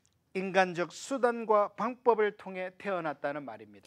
これは人間の方法で手段を持って生まれたっていうことです。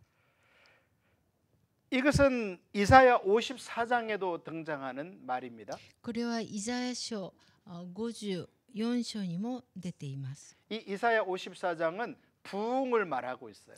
このイザヤ書54章はリバイバルのことです。 하나님께서 마지막 때 교회 가운데 부흥을 주시겠다는 거예요.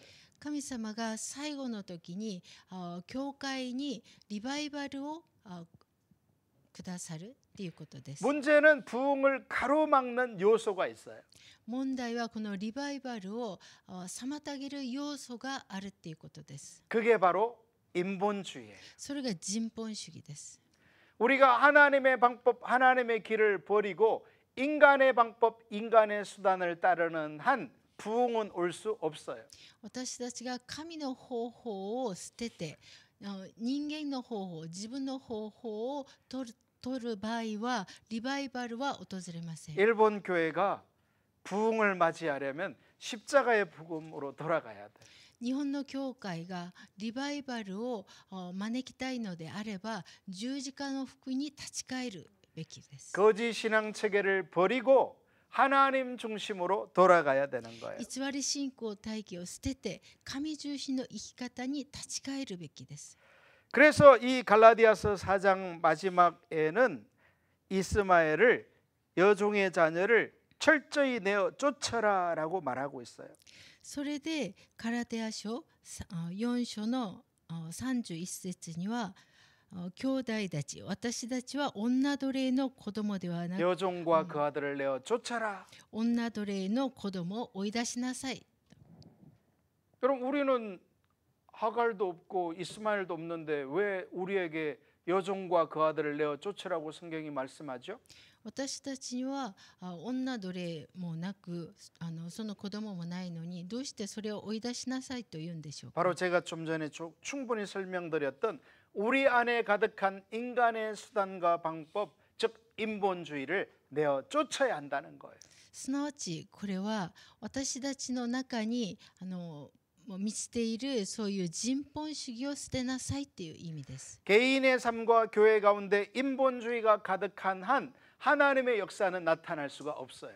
個人の生き方の中に教会の中に人本主義に満ちているならば神様の働きは現れません。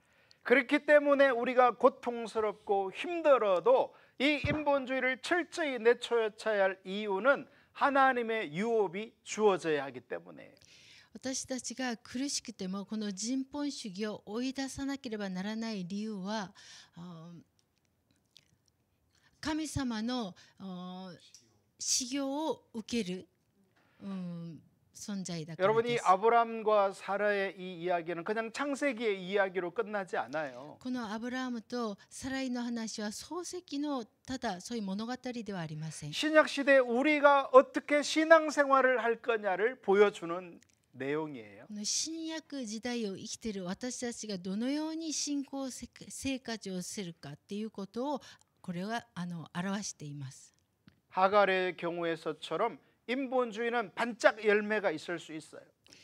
ハガルのようにハガルの場合のように人本主義はもうすぐにはなんか実りがあるように見えます。 교회가 사람들에게 잘 받아들여지는 수단과 방법을 사용하면 잠깐 열매는 있을 수 있어요. 教会がこの人本主義人間方法世の方法を用いた時にすぐに実りがあるようにそのことはあります。 하갈을 통해 이스마엘이 태어나는 것처럼. ハガルを通してイシュマエルが生まれた 그러나 ように 그것은 하나님의 길 방법이 아니기 때문에 대가를 치르게 되는 거예요. しかしそれは神様の道神様の方法ではないので後で代価を払うようになります。 여러분 지금 한국도 일본도 교회가 얼마나 이 인본주의의 대가를 치르는지 몰라요. 今日韓国の教会も日本の教会もどれほどこういう代価を払っていますか。 우리가 하나님 중심으로 어렵고 힘들지만 돌이켜야 될 이유가 하나님이 생명으로 역사하도록 하기 위해서예요. 私たちがたやすくなくても苦しくても神中心に立ち返るその理由は私たちが立ち返った時に神様が訪れてその命の御業を 우리가 사람들에게 잘 表す 받아들여지는 인본주의를 버려야 되는 이유가 이 인본주의를 쓰면 열매는 바로 있는 것 같지만 결과적으로 멸망하는 길이기 때문에 그래요. この人本主義には本当滅亡がその道に行くようになるからです。 여러분 지금 이 시대는요. 더 이상 인본주의가 통하지 않는 시대예요. 今の時代はもう人本主義は通じない時代になりました。 목회자들도 하나님께서 교회 가운데 일하고 역사하기를 기다리기보다는 사람들에게 잘 받아들여지는 그 길을 따라가고 있어요. 神様ではなく人々に良い人々が受け入れるようにそのようなメッセージをしているのです。 이것이 십자가 복음이 다른 점이에요.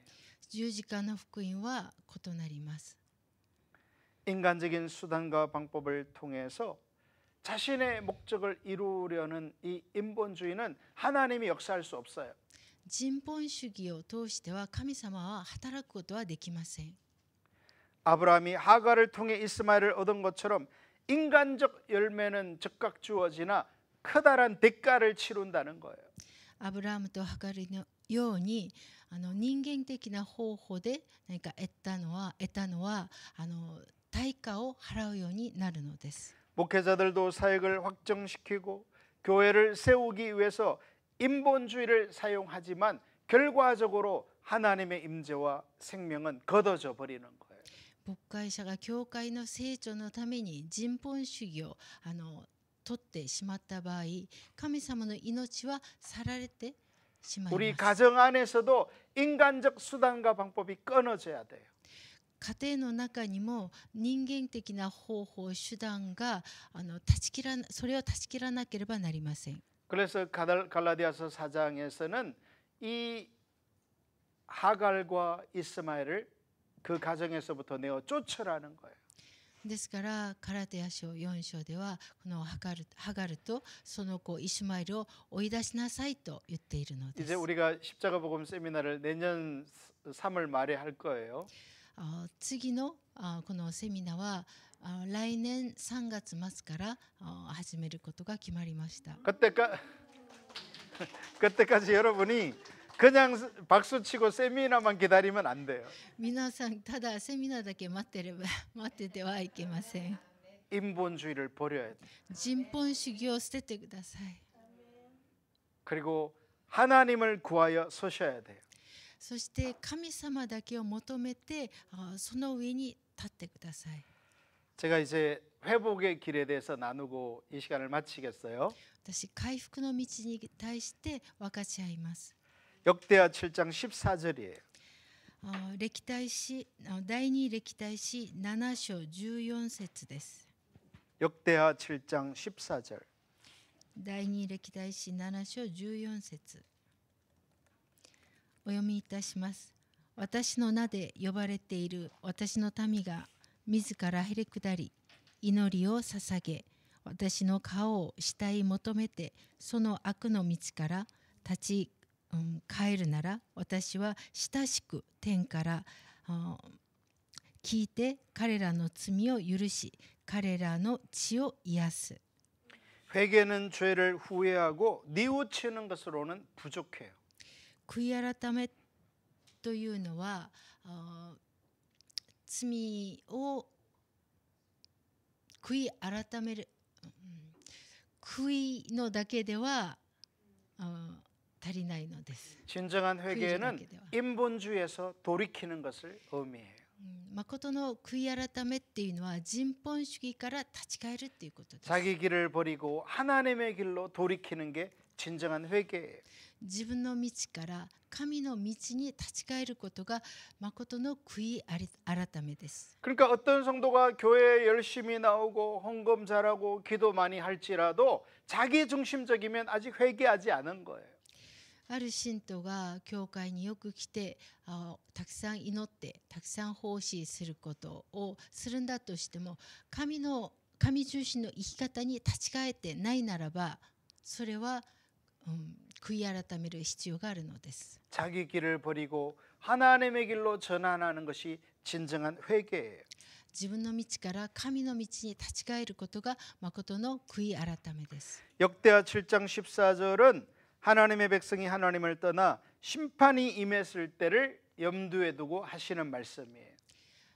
第二歴代史7章は神の民が神から離れたのでその裁きが訪れるということをその話です。 하나님께서 그들의 삶 가운데 교회 가운데 회복되기 위해서 그 네 가지를 해야 할 것을 말씀하고 계세요.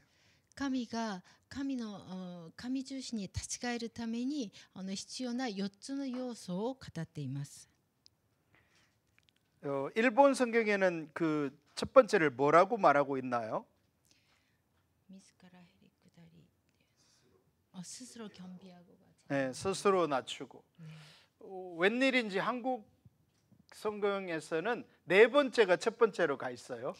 日本ではその順番が正しくなってるんですけれども韓国の聖書にはなぜか4番目が最初に出てます。 히브리어 성경에서는 요 순서가 대단히 중요하거든요. この順序がとても重要です。첫 번째를 스스로 낮추고라고 말하고 있어요. 最初が自らへりくだり。 한번 따라하겠습니다. 스스로 낮추고. 皆さんも一緒に言ってみてください。自らへりくだり。 여러분은 스스로 낮추고를 어떻게 생각하시나요? 皆さんはこの自らへりくだりっていうのをどのようなことだと思いますか？ 무엇이 스스로 낮추고일까요? どういうことが自らへりくだることでしょうか？ 한마디로 말하면 겸손인데요. 一言で言うと、謙遜ですけれども、 이 스스로 낮추고는 인사를 잘하고 말을 공손하게 하는 게 아니에요. この自らへりくだるっていうことは、よく礼儀正しく挨拶したりすることを言ってるのではありません。 사람들은 내가 말을 겸손하게 하고 태도를 공손하게 하면 그것이 겸손이라고 생각할 수 있어요. 皆さんは言葉遣いが良くて礼儀正しいそういう態度を持つことが謙遜だと思っているのではないでしょうか。 그렇게 본다면 일본 사람들이 굉장히 겸손하다고 말할 수 있겠죠? 日本では本当に日本人は本当に謙遜な人、そのようなことが謙遜であるならば本当に謙遜だと表現で 근데 きるでしょ 그것은 う。 성경이 말하는 겸손이 아니에요. しかしそれは聖書が語る謙遜とは異なります。 성경이 말하는 겸손은 하나님의 말씀 앞에 동의하여 서는 자세를 말해요.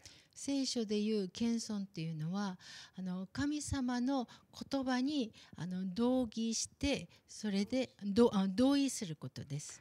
하나님의 말씀이 그러하면 그 말씀 앞에 직면하여 서는 자세를 가르치죠. 神様の言葉が正しいのであればそれに同意して受け入れることです。 여러분이 이번 주간에 거짓신앙체계의 말씀을 배웠으면 그 말씀이 그러하면 내가 얼마나 힘들고 대가를 치르는 것과 상관없이 그 말씀 앞에 직면하여 서는 것 그것이 겸손이에요.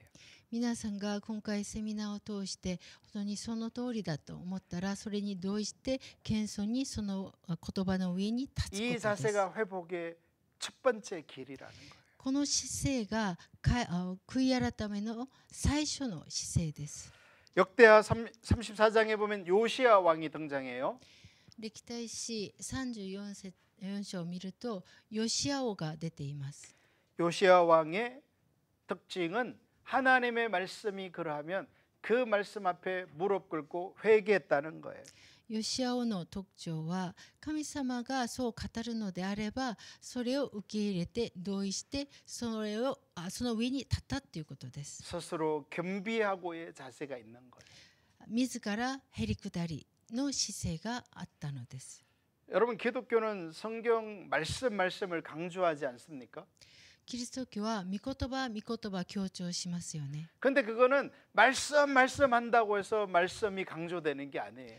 御言葉が重要だと強調するからといってそれが御言葉通りに生きることとは異なることです。 진정 말씀을 강조하고 중요한 자세는 하나님의 말씀 앞에 동의하여 서는 거예요. 御言葉っていう本当にその重要な意味は神様のその御言葉に同意してへりくだるっていうことです。 하나님의 말씀이 내 삶 가운데 율법주의나 기복신앙이나 인본주의가 가득하다라고 말씀하시면 그 앞에 동의하며 서는 것이에요. 神様が本当この偽り信仰体系この人本主義のことを語るのであればそうですとそれを受け入れることです。 이것이 바로 회개의 첫 번째 자세예요. これが悔い改めの最初の姿勢です。 주님 잘못했습니다. 이래 가지고는 부족해요. 主よごめんなさいっていうそれだけでは足りないでしょう。 말씀 앞에 저와 여러분을 자꾸만 세우셔야 돼요. 御言葉の前に自分自身を立たせることが重要です。 요 자세가 겸손이에요. この姿勢が謙遜です。 할렐루야. 아무리 우리가 겸손하게 이렇게 부드럽게 말하고 인사 잘하고 하이 할지 몰라도 죄송해요. 여러분이 말씀 앞에 직면하려 하지 않으면 겸손이 없는 거예요. いくら礼儀正しくしても御言葉の前に御言葉に向き合ってそれを受け入れる、その上に立つことをしなければ謙遜にはならないのです。 역대하 7장 14절이 말하는 회개의 두 번째 자세는 기도하고예요. この第2番目の要素は祈るっていうことです。 이 기도에 대해서 예수님은 많이 자주 가르치셨어요. 祈りに対してイエス様は多くのことを語りました。 근데 예수님께서 가르치신 기도에 대하여 가장 대표적인 말씀은 마태복음 7장이에요. イエス様が教えてくださった代表的な祈りはマタイ福音書の7章に出てい 마태복음 ます。 7장 7절에서 8절. マタイの福音書7章7節。マタイの福音書7章7節。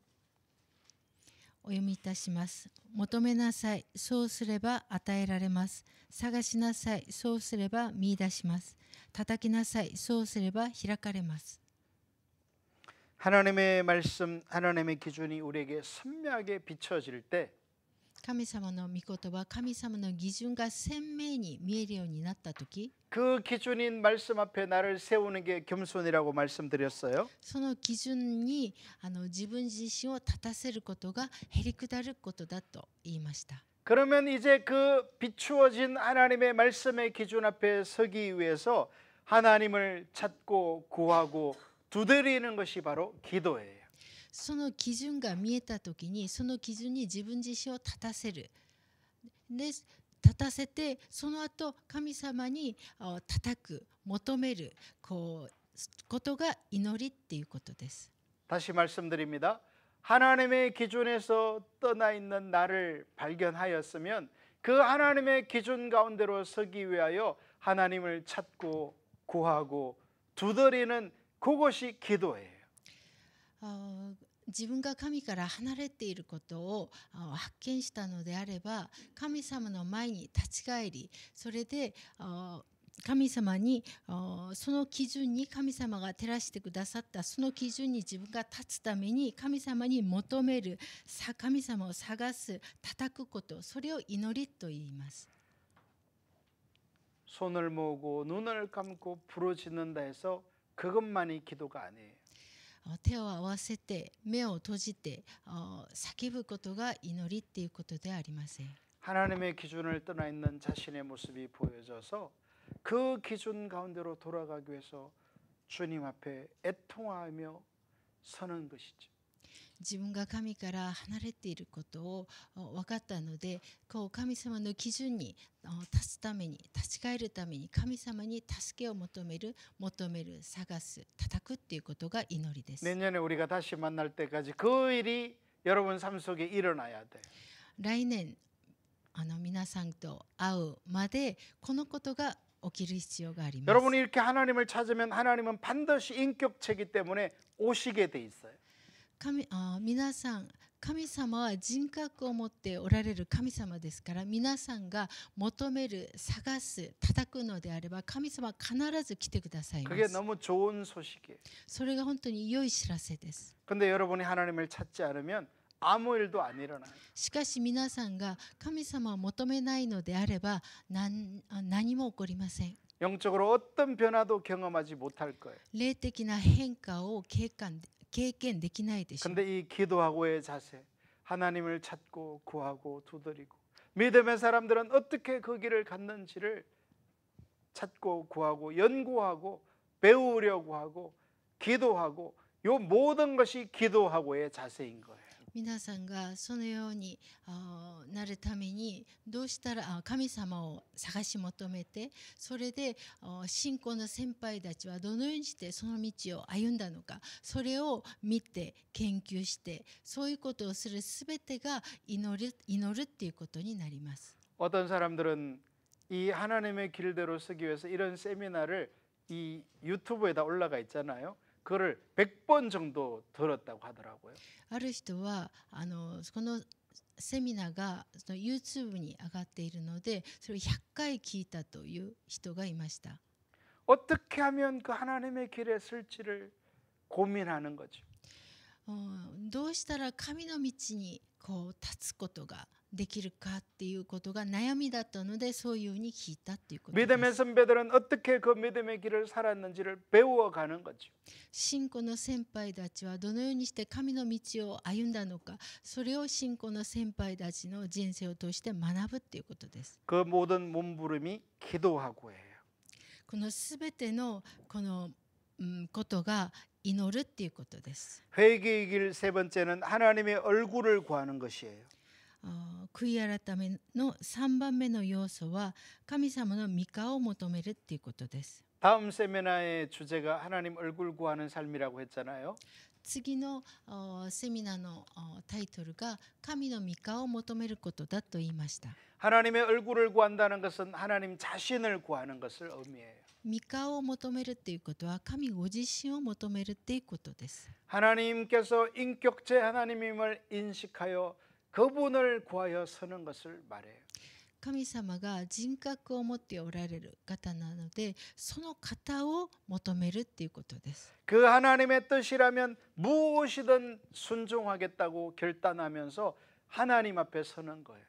その神様の御心がどういうことであっても、そういう神様ですから、それをその通りにそれを受け入れるっていうことです。 예수님이 내 삶의 가장 중요한 왕이 되는 거예요. イエス様が自分の生き方において王となるっていうことです。 돈도 명예도 교회 성장도 내 목표가 아니에요. もうお金であろうが、教会の成長であろうが、自分の目標であろうが、それではないのです。 예수님이 나의 왕이 되시는 거예요. イエス様だけが自分の王になるっていうことです。 하나님 얼굴 구하는 삶으로 전환이 일어나기를 축복합니다. 神の御顔を求める生き方への転換が起きることを祝福いたします。 마지막으로 회개의 네 번째 길은 악한 길에서 떠나는 것이에요. 4番目の要素は悪の道から立ち返ることです。 악한 길에서 떠난다는 것은 회개의 완성을 가리켜요. この悪の道から立ち返るっていうことは、悔い改めの完成のことを言っていることです。 내 삶 가운데 가득한 우상을 버리고 하나님 자신을 선택하여 서는 것을 말해요. 自分の生き方にあるその偶像崇拝を捨てて、神ご自身を選ぶっていうことです。 돈을 사랑하고 세상을 사랑하고 교회 성장을 사랑했던 그 모든 것을 돌이키는 것을 말해요. 教会成長やこの世を愛すること、そういうことを捨てるっていうことです。 하나님 사랑하는 것을 알지 못했던 것을 회개하면서 비춰지는 대로 하나하나 잘못을 버려가는 것이 악한 길에서 떠나는 것이에요. 神を愛するのではなくて、他のことを愛したっていうことを、それに気づいて、その他のことを愛していたことを一つ一つ照らされたら、それを捨てていくことです。 잠깐 기도하겠어요. 하나님 一 아버지 緒にお祈りい 감사합니다. たします。神様ありがとうございます。 성령님을 환영합니다. 聖霊様を歓迎します。 성령님 이곳 가운데 충만하게 임하여 주세요. 聖霊様はここに豊かに臨んでください。 여러분들 가운데서 하나님의 길 대신에 자기 길을 가는 인본주의가 가득한 것을 발견하고 회개하시는 분들 초청합니다. 皆さんの生き方の中に人本主義があるということをそれが照らされて悔い改めたいという方を招きます。 오 주님 회개합니다. 主よ悔い改めます。 그런 분들은 자리에서 한번 일어나십시오. そのような方はみんな立ってください。 주님 제 안에 가득한 인본주의를 회개합니다. 主よ私の中に満ちているこの人本主義を悔い改めます。 회개의 네 단계에 따라 주님을 찾겠습니다. この悔い改めの 4つの要素順番通りに私は主を求めて悔い改めます。 스스로 겸비하고 自らへり下り 기도하며 祈る 하나님의 얼굴을 구하고 神の御顔を求める 악한 길에서 떠나겠습니다. 悪の道から立ち返ります。 성령님 환영합니다.